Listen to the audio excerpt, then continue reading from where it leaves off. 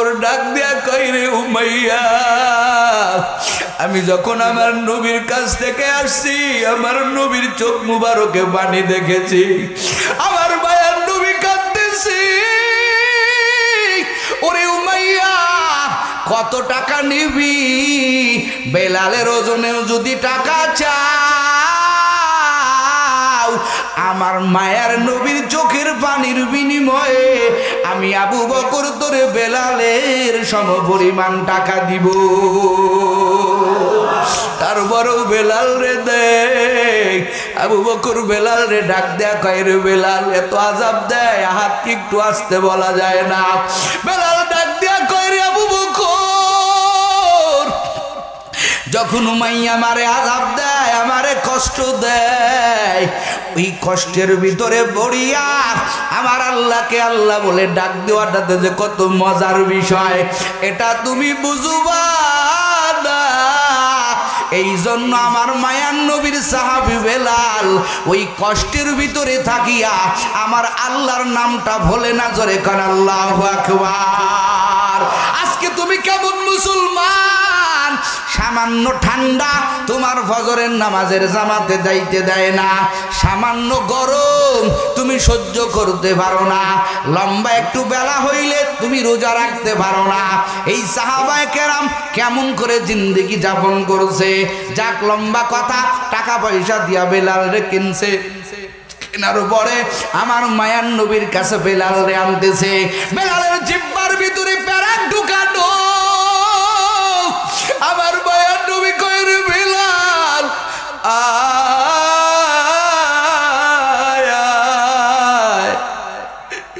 আমার কাছে একটু আয় আবু বকর বেলাল রে ডাক দিয়া কয় রে বেলাল যা বিশ্ব নবী রাহমাতুল লিল আলামিন তোরে ডাকতেছে বেলাল ডাক দিয়া কয় রে আবু বকর মায়ার নবীর সামনে আমি কেমনে কথা বলবো আমার জিহ্বার ভিতরে প্যারাক ঢোকানো এই প্যারাকটা আবু বকর ভাই একটু খুলিয়া দাও মায়ার নবীর সাহাবী আবু বকর বেলালের মুখ থেকে প্যারাক খুলছে বেলালের জিহ্বার ভিতর দিয়ে হল হল করে রক্ত বাইর হতেছে মায়ার নবী ডাক দিয়া কই রে বেলাল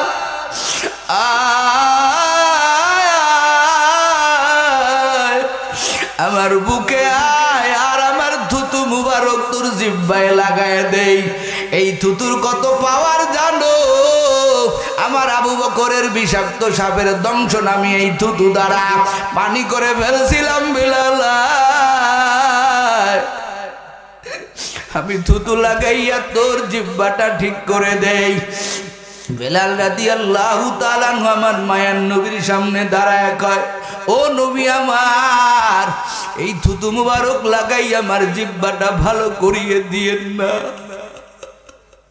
কঠিন হাসরের ময়দানে আল্লাহ যখন আমারে ডাক দিয়া বলবে রে বেলাল আমার জন্য কি আনছো তখন আমার মালিকরে বলবো রে মালিক তেমন কিছু আনতে পারি নাই ও দয়ার আল্লাহ এই জিহ্বাটা উমাইয়া আপনার নামটা ডাকার কারণে আমার জিহ্বার ভিতরে প্যারাক ঢুকাইয়া জিহ্বাটা ছিদ্র করে দিয়েছে আল্লাহ যদি আমারে বলে রে বেলাল আমার জন্য কি আনছো ওই দিনকে আমি আল্লাহর কাছে বলবো ও দয়ার মালিক তেমন কিছু আনতে পারি নাই আপনার নাম ডাকার কারণে উমাইয়া আমার এই কষ্ট দিছে ও পয়গম্বর আপনার কাছে হাত জোড় করে আমার জিহ্বা ভালো করে দিয়েন না আল্লাহর দরবারে আমার এটাই হলো সম্বল আল্লাহু আকবার আমার মায়ার নবী কইরে চাচা আল্লাহ পাক যদি আপনাকে মাফ করে দেন আমি কেন মাফ করব না আমিও মাফ করে দেব জোরে কান সুবহানাল্লাহ আমার মায়ার নবী মক্কা বিজয় কত এক শান্তির বিষয় আমার মায়ার নবী যাইয়া ওই মক্কার ভিতরে 360টি মূর্তি আমার পয়গম্বর প্রথমটা বাইঙ্গা উদ্বোধন করে দিলেন এরপর দ্বিতীয়টা সাহাবায়ে কেরামদেরকে বললেন তোরা ভাঙো। আর মায়ার নবী বললেন এই মক্কার ভিতরে আর কোনো মূর্তি থাকবে না। আমার মায়ার নবী জমজম পানি দিয়া পুরা মক্কাটা ধুয়ে দিলেন। জোহরের নামাজ অনুষ্ঠিত হবে। আমার মায়ার নবী কয় আজকে আমি কতদিন পরে এই মক্কায় নামাজ পড়বো। আমি মদিনায় যাইয়া বাইতুল মাকদিসের দিকে নামাজ পড়েছি, কিন্তু আমার দিলের ভিতরে মজা লাগে না। ওই বাইতুল্লাহর মুহাব্বত আমার মায়ের নবী কত মুহাব্বত করতেন। আমার পয়গম্বর কয় আজ দীর্ঘ বছর পরে এই বাইতুল্লাহ আমি পেয়েছি, আজকে তোদের সঙ্গে জোহরের নামাজ পড়বো। সাহাবাদেরকে বসাইলেন। আমার মায়ের নবী কয় আজকে কে দিবে রে জোহরের আজান? এই মক্কা নগরীতে জোহরের আজানটা হবে। কেউ না কোনো সাহাবায়ে কেরাম বলে ও পয়গম্বর আপনি ওই আবু বকরের দিয়ে আজান দেন, কারণ আবু বকর হলো সবচাইতে বড় সাহাবী। আমার মায়ের নবী কয় না না, আবু বকর আজকে মক্কা বিজয়ের আজান দিবে না। কেউ কেউ বলে ওমরকে দিয়ে আজান দেওয়ান। আমার মায়ের নবী কয় না না, ওমর আজকে মক্কা বিজয়ের আজান দিবে না। কেউ কেউ বলে উসমান দিয়ে আজান দেওয়ান। আমার মায়ের নবী ডাক দিয়া কয় উসমান আজকে আজান দিবে না। কেউ কেউ বলে হযরতে আলী রাদিয়াল্লাহু তাআলা আনহু দিয়ে আজান দেওয়ান। আমার মায়ের নবী কয় আজকের আজান আলীও দিবে না, আজকের আজান দিবে হলো আমার আদরের বেলাল। কইরে আয় আয়। বেলাল রে আমার মায়ের নবী ডাকবেন, ও বেলাল তুই আমার সামনে আসো। বেলাল এই সংবাদ শুনিয়া আমার মায়ার নবীর কাছে আগায় যাবেন। আমার মায়ার নবীকে বলবেন ও বেলাল এই বাইতুল্লাহর গেলাপ ধরে ধরে একেবারে 2 তলা বিশিষ্ট একটা ঘরের মতো বাইতুল্লাহর ছাদ। আমার মায়ার নবী বললেন ও বেলাল রে এই বাইতুল্লাহর গেলাপ ধরে ধরে উপরে উঠে যাও। আজকে এই মক্কার বিজয়ের দিনে, আজকে এই মক্কার দিনে সূচনার আজান আর কেউ দিবে না। আজকের আজানের ভাগীদার হলো তুই আমার বেলাল। এখন নবী মক্কা বিজয়ের পরে খেয়াল করেন 10,000 সাহাবী তো মদিনার থেকে নিয়ে আসছেন। এই মক্কা বিজয়ের পরে আরো 4,000 মক্কার বাসিন্দা কালেমা পড়লো। মোট কত হলো? 14,000। এখন বেলাল আজান দিতেছে, ওই 4,000 কেবল নতুন মুসলমান হইছে। ওরা নিজেরা নিজেরা বলা বলি করতেছে এত বড় একটা দামি কাজ। আজকের আজান দিবে সুন্দর একজন মানুষ, আজকের আজান দিবে কণ্ঠওয়ালা একজন মানুষ। কিন্তু না, নবী এইটা কেমন কাজ করলো? একটা কালো হাফসি গোলাম বেলালের দিয়ে আজানটা দেওয়াইলো। কাজটা মোটেও ভালো হলো না। বলেন মানুষ মনে মনে বলা বলি করছে অথবা বলা বলি করছে, নবী না জানলেও একজন জানেন, তিনি কে? আরো জোরে বলেন তিনি কে? আমার আল্লাহ কয় ও জিবরাইল যা যা আমার নবীরে গিয়া বল মক্কার কিছু লোকেরা বেলালের আজানের দেওয়ার কারণে তারা কানাঘুষা করতেছে, কিন্তু আমি আল্লাহ তো চাই, আমার নবী যেহেতু চাইছে, আমি আল্লাহর কুদরতি দিলের তামান্না আজকের বিজয়ের আজান কেউ দিবে না। আজকের আজান দিবে হলো আমার আদরের বেলাল। মায়ার নবীর কাছে বলার পরে মায়ার নবী ডাক দিয়ে কয় রে সাহাবীরা রে, বেলালের আজানের কারণে তোমাদের মন কারো কারো বেজার। ইসলাম ধর্ম গ্রহণ করার কারণে কার কত আযাব হয়েছে তোমরা কি জানো? আমার বেলাল কেমন? এই বেলালকে কি তোমরা চিনো? বেলাল দেখতে কালো হতে পারে, বেলাল দেখতে বেডাঙ্গা হতে পারে, কিন্তু বেলালের মর্যাদা কত, কিন্তু বেলালের সম্মান কত তোমরা কি জানো? আমার বেলাল ওই উমাইয়া তার মনিবা এত পরিমাণ আযাব দেয়। আমার কানে শব্দ আসলো, আমার কানে সংবাদ আসলো, বেলাল রে ওই উত্তপ্ত মরুভূমির বুদরে বেলাল রে চিৎ করিয়া শুয়ায় মক্কার বেঈমানেরা। ওই উমাইয়া চিৎ করিয়া শুয়াইয়া বেলাল রে গরম বালির উপর দিয়ে শুয়াইয়া টান দেয়। এক পর্যায়ে বেলাল বালির উপরে শুইয়া থাকে। বেলালের গায়ের চামড়াগুলো পুড়তেছে, পুরার শব্দগুলো বেলালের কানে যায়। কিন্তু বেলাল যত নির্যাতিত হয় বেলালের মুখ দিয়ে একটা শব্দই শুধু বাহির হয়, আল্লাহ তুমি আহাদ, আল্লাহ তুমি আহাদ। এক পর্যায়ে উমাইয়া বিলালের জিহ্বার ভিতরে একটা প্যারাক ঢুকাইয়া দিল।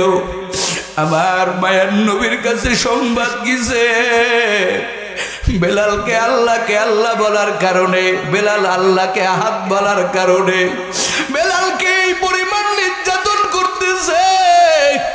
আমার মায়ার নবী শুনিয়া আমার মায়ার নবী চোখের পানি ঝাড়ে আর বলে, রে আবু বকর তোরা কি কেউ পারবি না আমার আদরের বেলাল রে আমার কাছে ফিরাই আনতে? বেলালের এমন কষ্ট আমি নবী সহ্য করতে পারি না। যা যা বেলাল রে আমার কাছে যেভাবে হোক নিয়ে আয়, কত টাকা লাগবে যা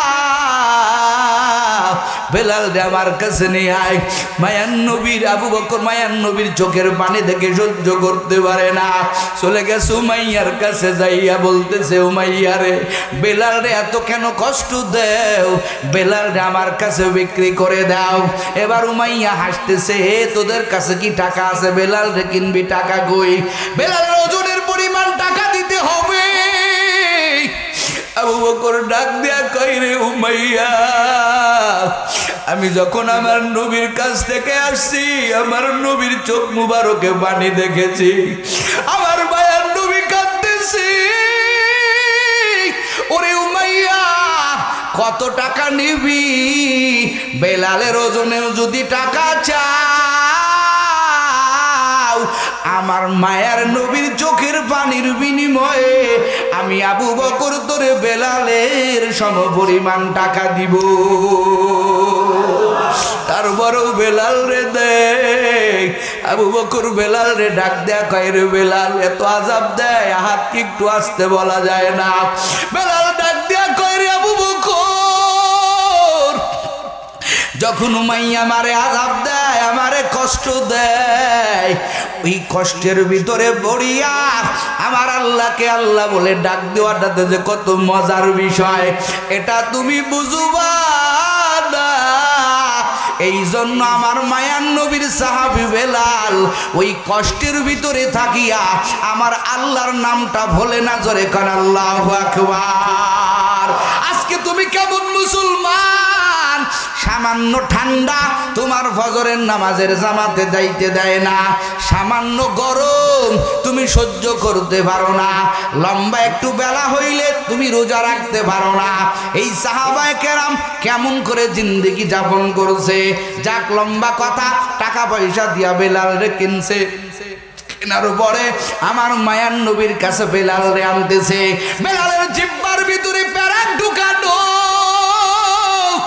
আমার মায়ার নবী কয়, রে বেলাল আয় আয় আমার কাছে একটু আয়। আবু বকর বেলাল রে ডাক দিয়া কয়, রে বেলাল যা, বিশ্ব নবী রাহমাতুল লিল আলামিন তোরে ডাকতেছে।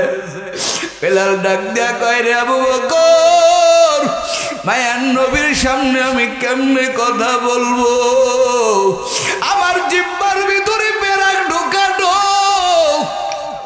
এই প্যারাকটা আবু বকর ভাই একটু খুলিয়া দাও। মায়ার নবীর সাহাবী আবু বকর বেলালের মুখ থেকে প্যারাক খুলছে, বেলালের জিহ্বার ভিতর দিয়ে হল হল করে রক্ত বাইর হতেছে। মায়ার নবী ডাক দিয়া কই, রে বেলাল আয় আমার বুকে আয়, আর আমার থুতু মুবারক তোর জিহ্বায় লাগায় লাগাইয়া দেই। এই থুতুর কত পাওয়ার জানো? আমার আবু বকরের বিষাক্ত সাপের দংশন আমি এই থুতু দ্বারা পানি করে ফেলছিলাম বিলাল। আমি থুতু লাগাইয়া তোর জিহ্বাটা ঠিক করে দেই। বেলাল রাদিয়াল্লাহু তাআলা আমার মায়ার নবীর সামনে দাঁড়ায় কয়, ও নবী আমার, এই থুতু মুবারক লাগাই আমার জিহ্বাটা ভালো করিয়ে দিয়েন না। কঠিন হাসরের ময়দানে আল্লাহ যখন আমারে ডাক দিয়া বলবে, রে বেলাল, আমার জন্য কি আনছো? তখন আমার মালিকরে বলবো, রে মালিক, তেমন কিছু আনতে পারি নাই। ও দয়ার আল্লাহ, এই জিহ্বাটা উমাইয়া আপনার নামটা ডাকার কারণে আমার জিহ্বার ভিতরে পেরেক ঢুকাইয়া জিহ্বাটা ছিদ্র করে দিয়েছে। আল্লাহ যদি আমারে বলে, রে বেলাল, আমার জন্য কি আনছো? ওই দিনকে আমি আল্লাহর কাছে বলবো, ও দয়ার মালিক, তেমন কিছু আনতে পারি নাই। আপনার নাম ডাকার কারণে উমাইয়া আমার এই কষ্ট দিছে।